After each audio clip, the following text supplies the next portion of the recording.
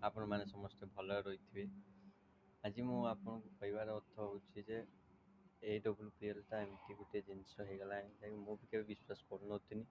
ଏବେ ମୁଁ ନିଜେ ଆଖି ସାମ୍ନା ଦେଖୁଛି ସବୁ ବାହାର କରାହେଉଛି। ୟା ପରେ ସମସ୍ତେ ଭଲରେ ଥିବେ, ଖୁସିରେ ଥିବେ। ଏମିତି ମୁଁ ବି ସେମିତି ଭଲରେ ଅଛି।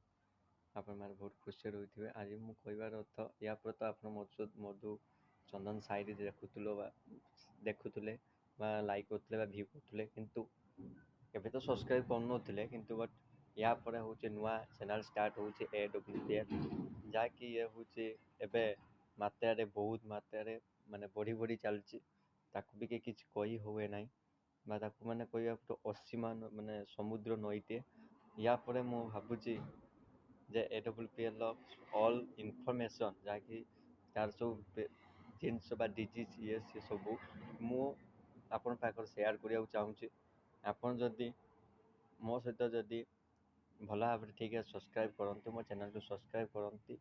ଆଉ ୟା ପରେ ହେଉଛି ପ୍ରତି ଏନି ଟାଇମ୍ ଅଲ୍ ଡିଜିଜ୍ର AWPLର ପ୍ରଡ଼କ୍ଟ ଆପଣ ଇନଫର୍ମେସନ୍ ଗୋଟି ଦିଆଯିବ। ଅନୁରୋଧ ଯେ ଆପଣ ଆମର ଚ୍ୟାନେଲଟାକୁ ସବସ୍କ୍ରାଇବ୍ କରିବେ ଏବଂ କମେଣ୍ଟ ଦେବେ। ତା ସହ ଆମକୁ ସବୁଠାରୁ ଭଲ ପାଇବା ଦେବେ।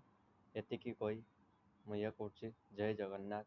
ୟା ପରେ ଆରମ୍ଭ ହୋଇଗଲା start of the AWPL product.